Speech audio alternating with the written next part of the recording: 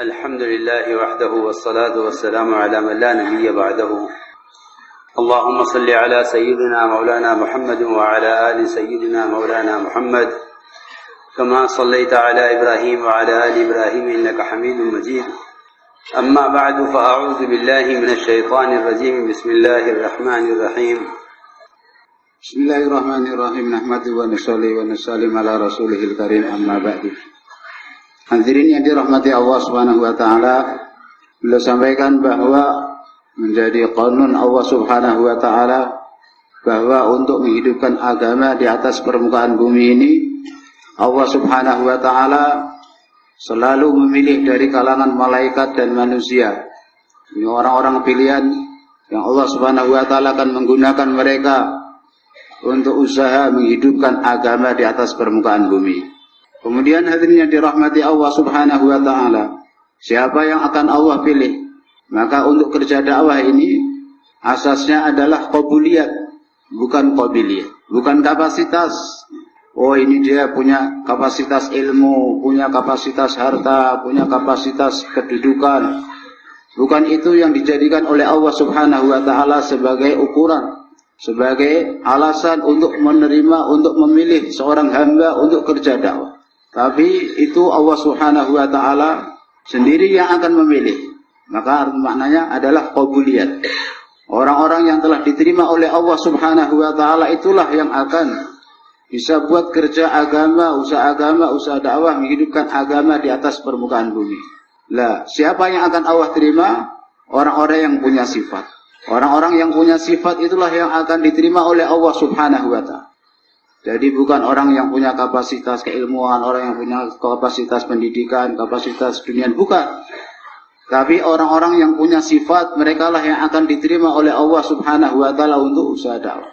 Maka untuk itulah hendaknya kita berusaha agar Allah menerima kita dengan cara mewujudkan dalam diri kita sifat-sifat yang terpuji, dengan sifat-sifat yang terbaik, dengan sifat-sifat yang dicintai oleh Allah Subhanahu wa ta'ala, sehingga Allah akan menerima kita untuk usaha dakwah.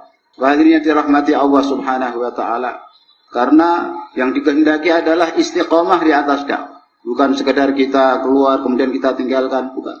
Tapi kita setelah buat dakwah, ikut dakwah, maka kita istiqomah terus di dalam dakwah. Dan istiqomah itu akan kita dapatkan manakala ada munasabah antara kita dengan dakwah. Jadi hubungan seorang dengan dakwah itu ada dua macam. Satu nisbat, satu munasabah. Beliau kasih contoh untuk memahami. Satu orang suami istri, satu orang laki-laki dan seorang wanita menikah. Setelah menikah, maka ada nisbat, ada hubungan.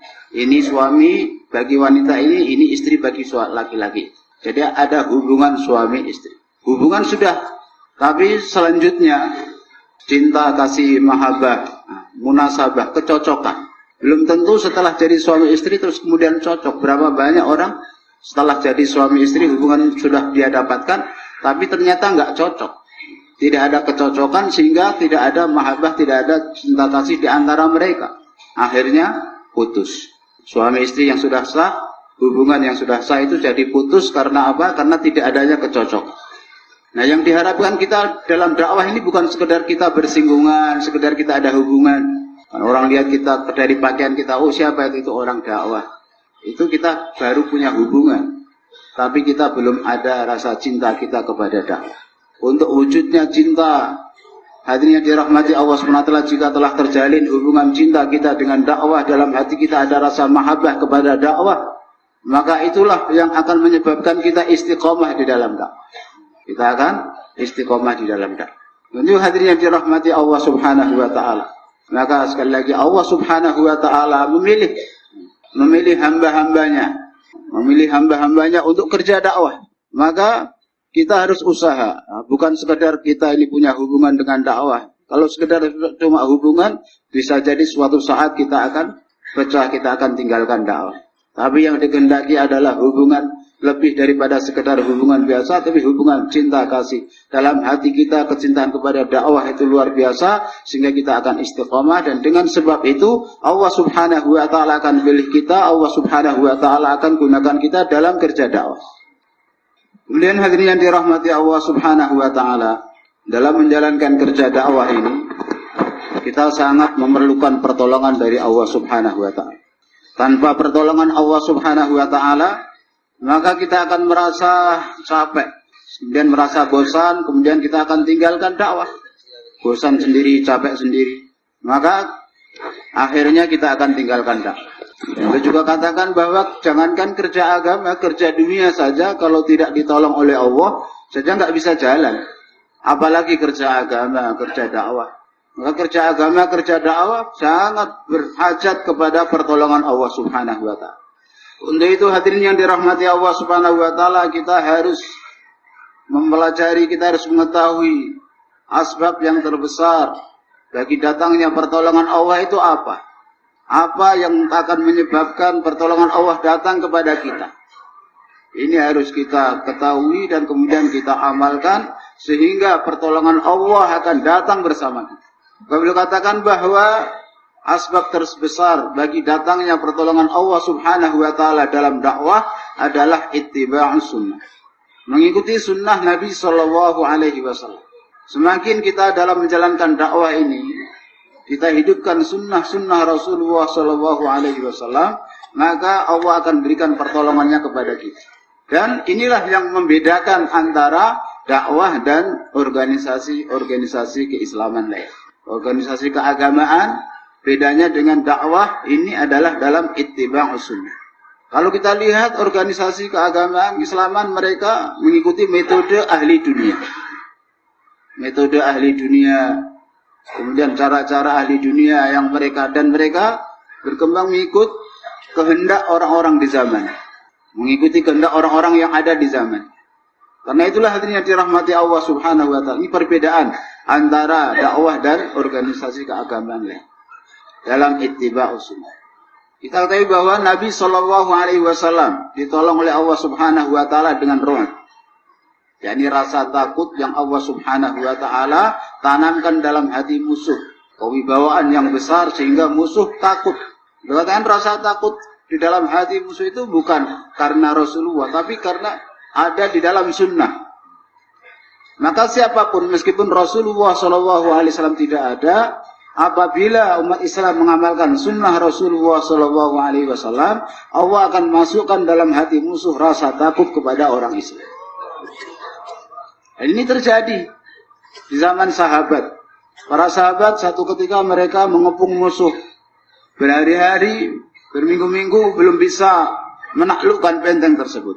Maka akhirnya mereka menyelidiki, ini sunnah Rasulullah yang mana yang kita tinggalkan. Maka akhirnya mereka tahu, diberitahu bahwa kita telah meninggalkan sunnah bersiwak. Maka akhirnya mereka semua langsung mencari kayu siwak dan mereka bersiwak, menggosok gigi mereka. Maka melihat hal itu, Allah masukkan ke dalam hati musuh-musuh rasa takut kepada para sahabat.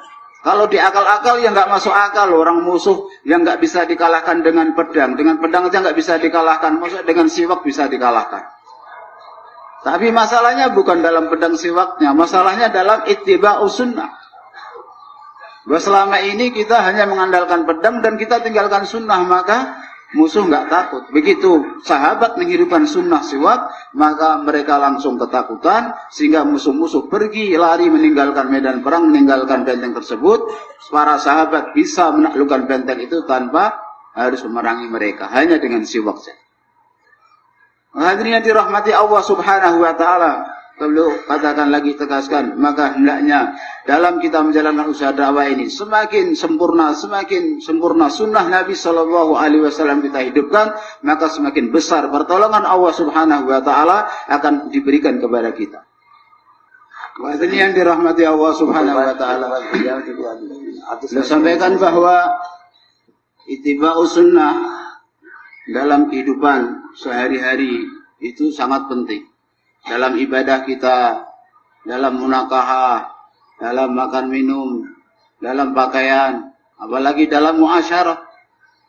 Itu sangat penting karena dengan menghidupkan sunnah, dalam menghidupkan sunnah, dan maksud daripada usaha dakwah ini sebagaimana yang dikatakan Maulana Ilyas rahmatullahi adalah menghidupkan sunnah Rasulullah SAW. Maka kita hidupkan sunnah dalam segala lini, dalam segi ibadah kita, muasyarah kita, muamalah kita, Sehingga orang-orang lain, orang-orang di luar Islam, mereka akan terkesan dengan keindahan Islam dan mereka akan masuk ke dalam Islam.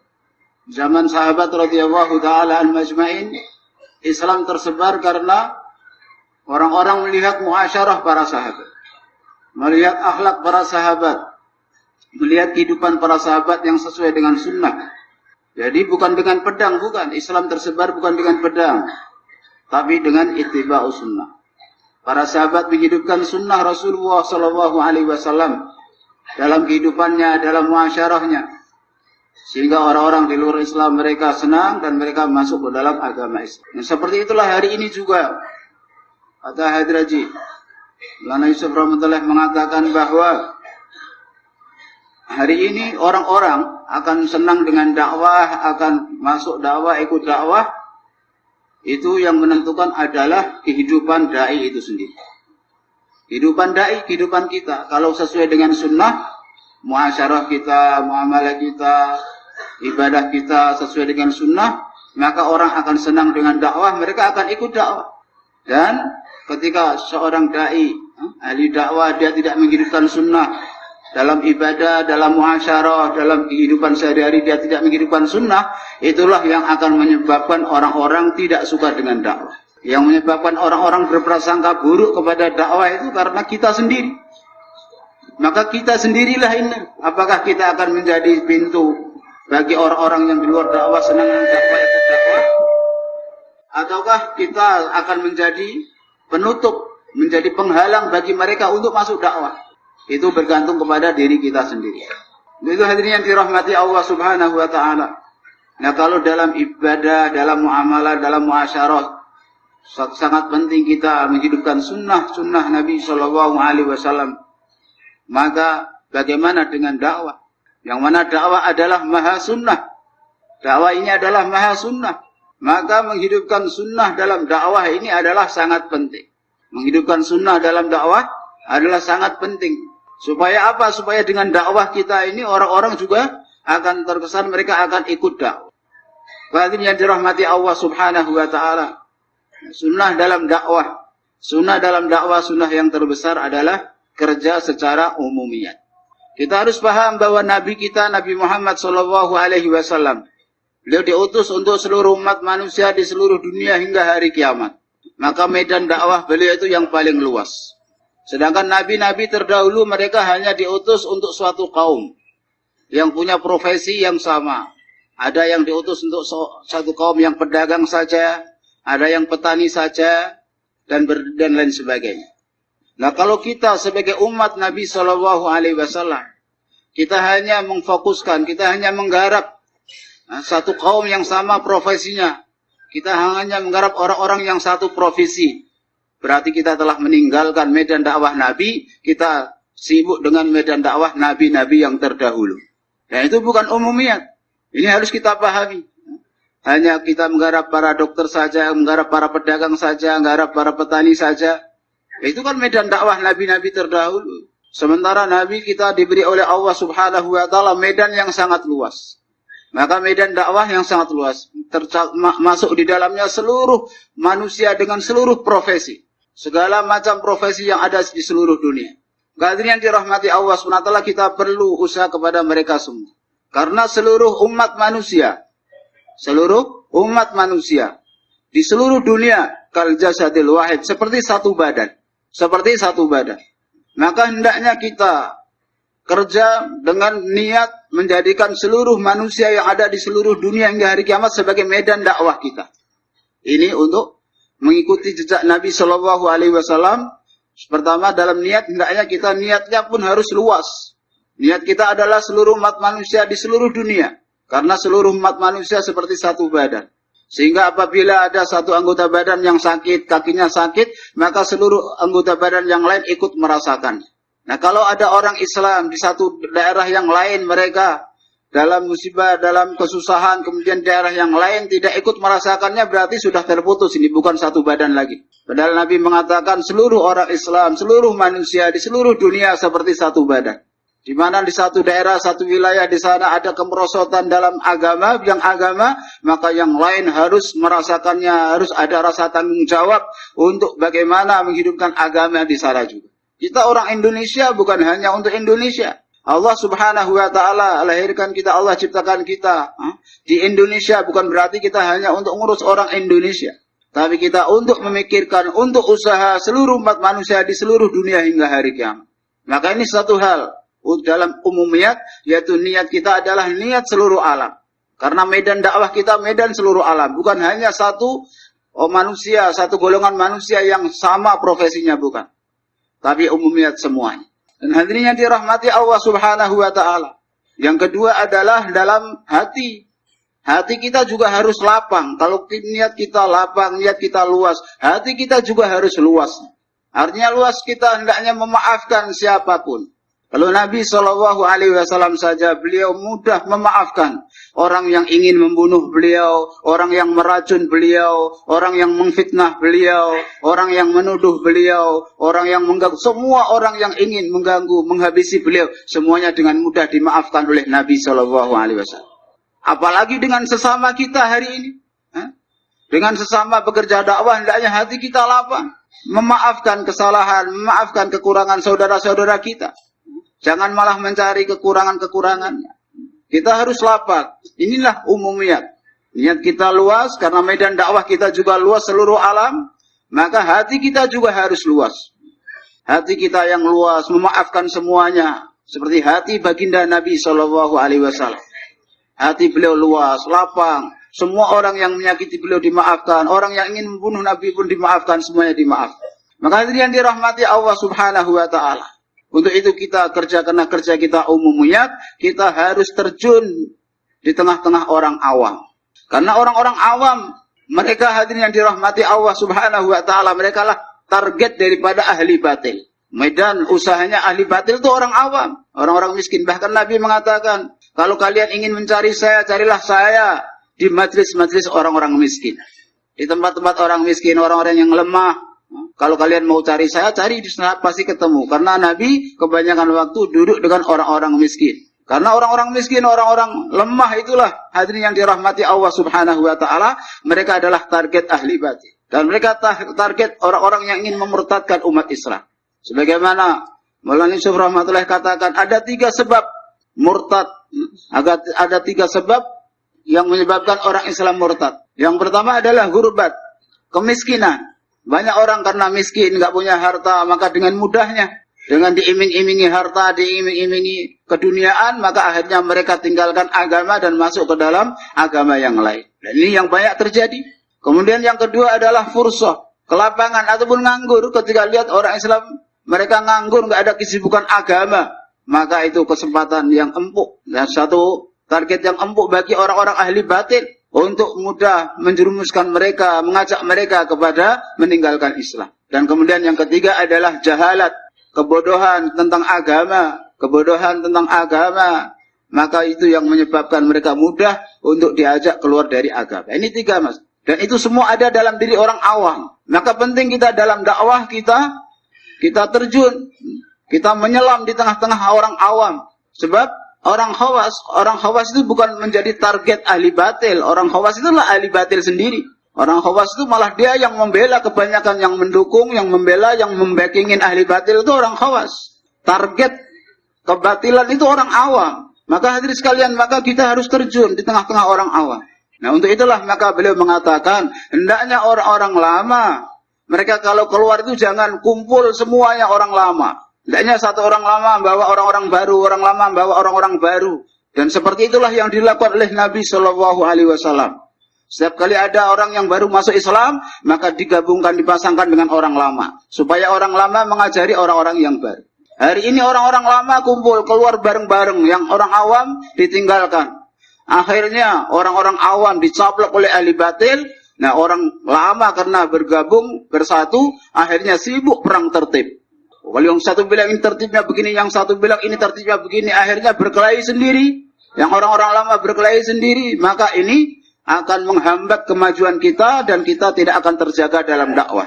asbab taraqi, asbab peningkatan dan asbab perlindungan kita, penjagaan kita dalam dakwah. Ketika orang-orang lama mereka membaur dengan orang-orang baru, keluar dengan orang-orang baru. Orang-orang baru dibawa satu orang lama, dua orang lama, bawa 8 orang baru. Bukan orang-orang lama keluar bareng-bareng semua orang lama. Apa yang terjadi sehingga tadi ketika awam ditinggalkan, akhirnya mereka dicaplok ahli batil. Nah, orang-orang lama kumpul jadi satu, mereka keluar marah berantem sendiri. Berantem tertib, berantem usul, wah ini begini. Nah, untuk itulah, maka hadirin yang dirahmati Allah Subhanahu wa taala, hendaknya kita orang-orang lama menyelam dalam lautan orang-orang awam, bahwa mereka keluar jalan Allah Subhanahu wa taala. Jangan orang-orang lama kumpul jadi satu, orang lama harus pisah, keluar sendiri-sendiri, cari jamaah, orang-orang baru sendiri keluar sendiri-sendiri. Hadirin yang dirahmati Allah Subhanahu wa taala, dia katakan bahwa kerja dunia, untuk menjalankan kerja dunia, dan biasanya orang menjalankan kerja dunia itu adalah dengan takabur, dengan kebesaran. Baru kerja dunia itu akan jalan. Karena dunia itu kecil, untuk kerja-kerja kecil menjalankannya maka orang perlu kebesaran. Sedangkan untuk kerja besar maka diperlukan adalah ketawaduan.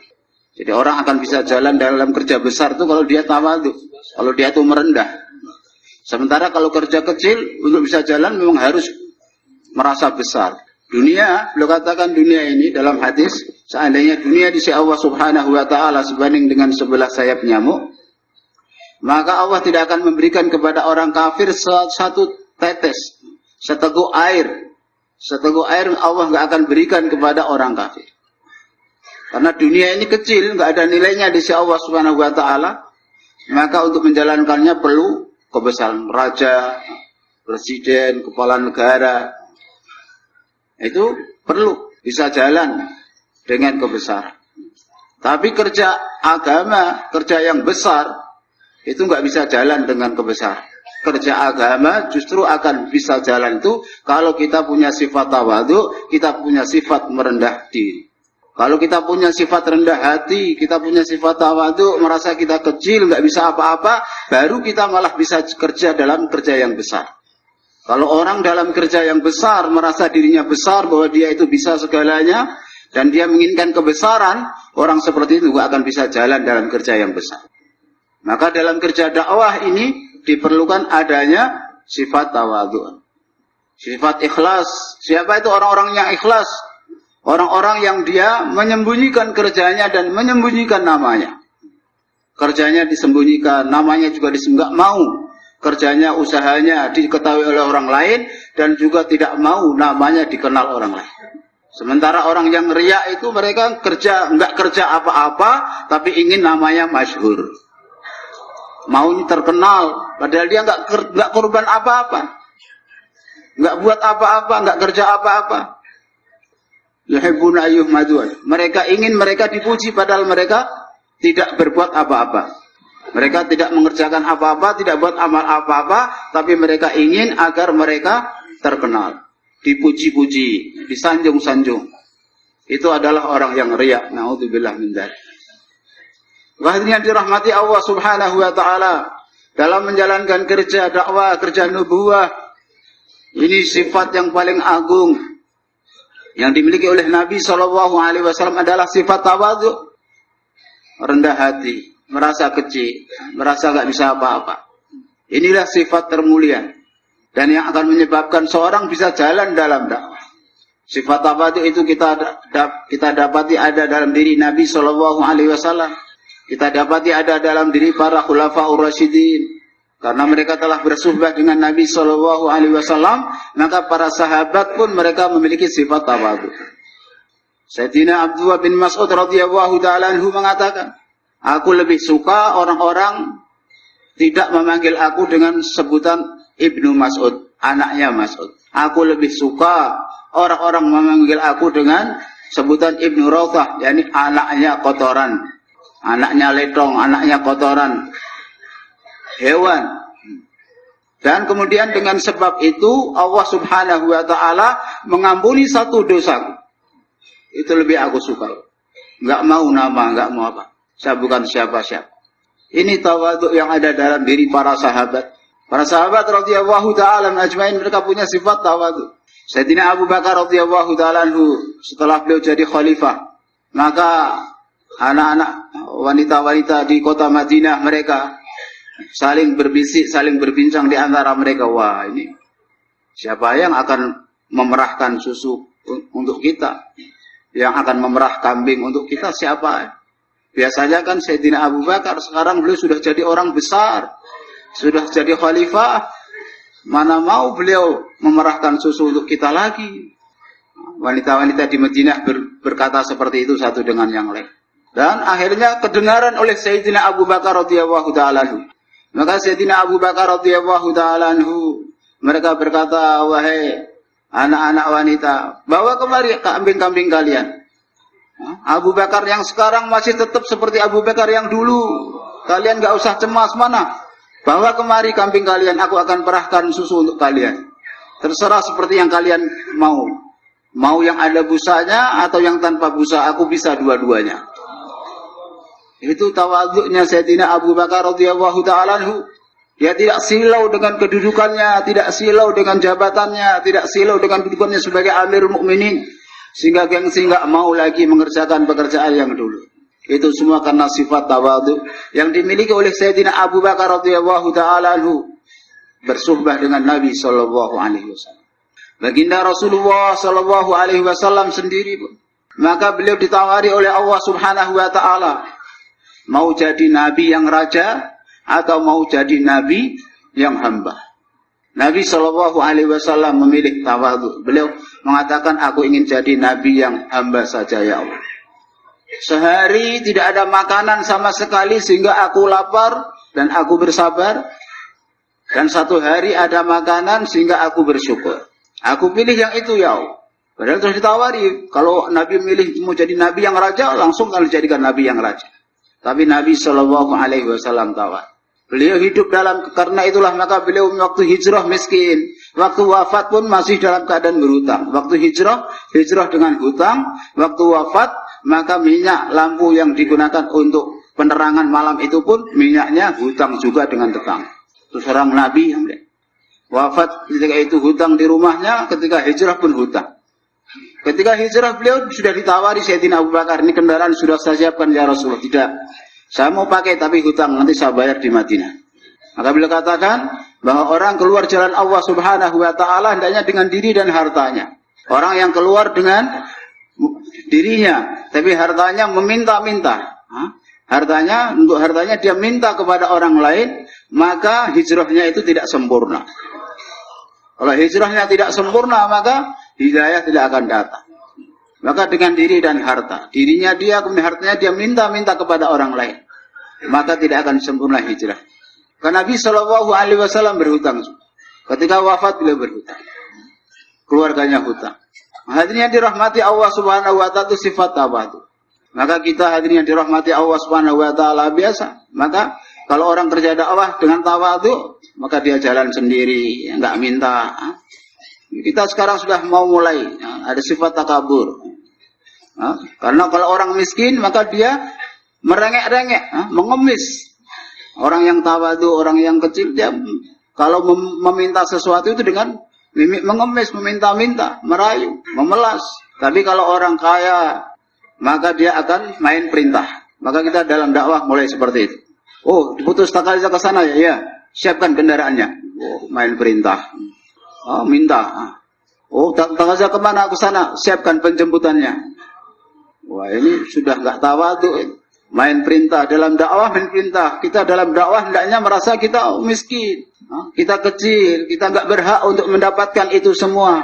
Kita nggak berhak untuk dimuliakan. Kemana pergi antar jemput, itu kita nggak layak untuk mendapatkan fasilitas seperti itu. Orang yang tawadhu, dia merasa nggak pantas, nggak layak untuk mendapatkan itu. Tapi kalau sudah mulai ada sifat takabur, ya harus siapkan antar jemput. Maka hilangkan kebiasaan-kebiasaan yang sudah semakin merajalela seperti itu. Ya kalau mau antar jemput itu ya jangan nunggu. Jangan nunggu diperintah, jangan nunggu diminta, harus tahu sendiri. Kadang orang yang putus takaza, dia yang malah nyuruh. Tapi sementara orang daerah juga nggak tahu.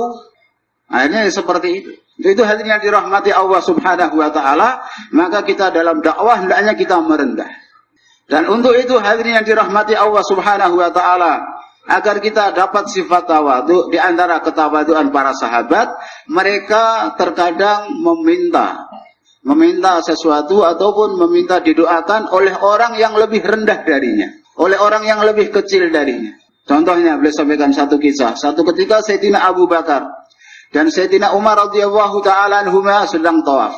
Selesai tawaf, maka keduanya sudah keluar dari tempat mataf. Dari mataf kedua sudah keluar, sudah sampai di pintu keluar Masjidil Haram.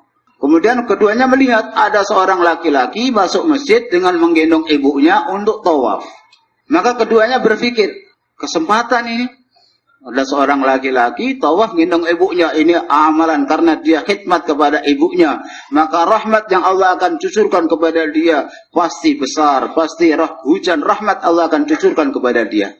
Yuk kita ikuti dia, ikut tawaf, selesai tawaf ketika dia doa nanti kita minta supaya kita didoakan juga. Padahal kita tahu siapa Sayyidina Abu Bakar As-Siddiq radhiyallahu taala anhu, kemudian Sayyidina Umar radhiyallahu taala anhu. Dua orang ini adalah orang-orang yang termulia dari seluruh umat ini setelah para nabi. Muttafaq. Orang yang termulia, orang yang paling besar pahalanya, Sayyidina Abu Bakar, Sayyidina Umar radhiyallahu taala. Maka satu ketika Sayyidah Aisyah radhiyallahu taala anha, beliau berbaring malam-malam di bawah langit langsung, maka beliau lihat begitu banyak bintang-bintang. Beliau melihat itu ditemani oleh Nabi sallallahu alaihi wasallam. Maka kemudian Rasulullah sallallahu alaihi wasallam bertanya, "Wahai Aisyah, adakah orang yang bisa menghitung bintang-bintang itu?" "Enggak ada ya Rasulullah." "Maka tahukah kamu siapakah orang yang memiliki pahala kebaikan sebanyak bintang-bintang di langit itu yang enggak bisa dihitung?" Maka Sayyidah Aisyah berharap itu adalah ayah beliau Sayyidina Abu Bakar radhiyallahu taala. Maka dia itu, "Siapa ya Rasulullah? Siapa orang yang memiliki kebaikan sebanyak bintang-bintang di langit itu?" Maka Rasulullah menjawab, dia adalah Umar bin Al-Khattab radhiyallahu taala. Padahal Sayyidah Aisyah berharap jawabannya adalah Sayyidina Abu Bakar. Maka dalam hatinya sedikit ada perasaan gimana begitu. Rasulullah tahu. Maka Rasulullah sallallahu alaihi wasallam bertanya kepada Sayyidah Aisyah. Berkata, "Wahai Aisyah, kelihatannya kamu enggak puas dengan jawaban saya atau enggak. Yang kamu berharap adalah jawabanku Sayyidina Abu Bakar, ternyata aku bilang Umar. Maka kamu mau tahu pahala ayah kamu Sayyidina Abu Bakar radhiyallahu taala anhu? Ya, berapa banyak pahalanya ya Rasulullah?" Maka Rasulullah sallallahu alaihi wasallam mengatakan, kalau Sayyidina Umar radhiyallahu pahalanya itu sebanyak yang ini, sebanyak bintang-bintang yang di langit. Seluruh amal dia, amal seumur hidup dia itu sebanyak bintang yang di langit.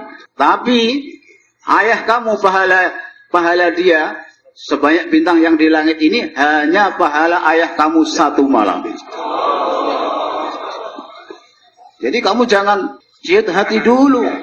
Kalau ini sudah punya Umar, terus ayah saya dapat apa?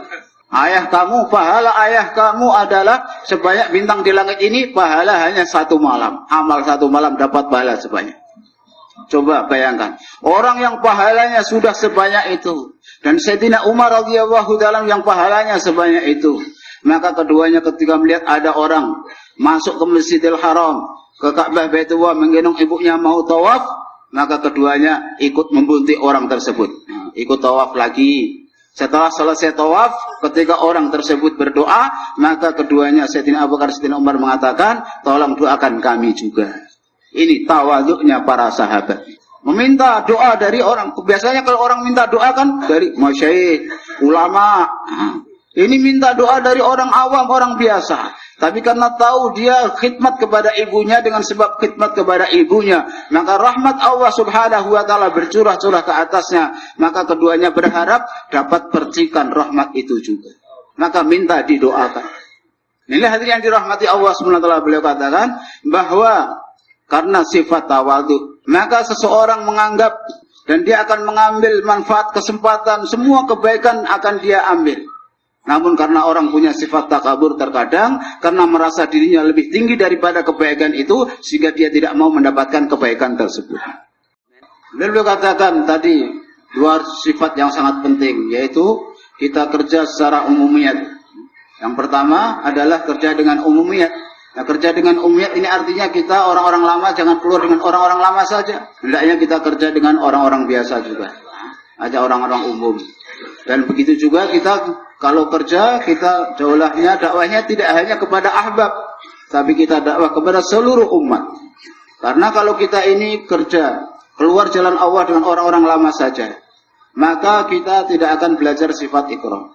Nabi SAW telah bersabda kepada Sayyidina Aktham radhiyallahu, berjuanglah kamu, keluarlah kamu bersama orang-orang yang bukan dari kaummu.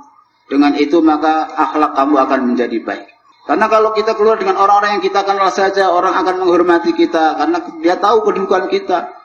Dia tahu siapa kita, maka dia akan menghormati kita. Tapi kalau kita keluar dengan orang yang tidak kenal kita, baru itu. Ujian, kita belajar, ikram. Kita ikram kepada orang lain, tidak melulu minta diikram. Kalau kita keluar dengan orang yang kita kenal, maka orang yang kita kenal akan ikram kita. Wah, ini orang lama. Namun ketika orang lama keluar dengan orang yang tidak kenal dia, maka dia yang akan ikram orang baru. Karena orang baru nggak akan ikram dia. Nah, dia tahu kan harus ikram, maka dia yang akan ikram orang baru. Maka akan menjadi bagus akhlaknya. Dan yang kemudian yang kedua adalah kita dalam umumiyat ini kita dakwah kepada orang-orang yang ada di luar, orang awam. Jangan hanya kepada karkun. Kalau kita dakwah hanya kepada karkun, keluar di daerah yang banyak karkunnya, maka ini tidak akan menjadi umat, tapi akan menjadi firqah. Padahal kita ingin membentuk umat, bukan ingin membentuk firqah. Maka akan wujud manakala kita keluar di tempat-tempat yang orang tidak kenal kita, dan kita dakwahnya bukan hanya kepada karkun.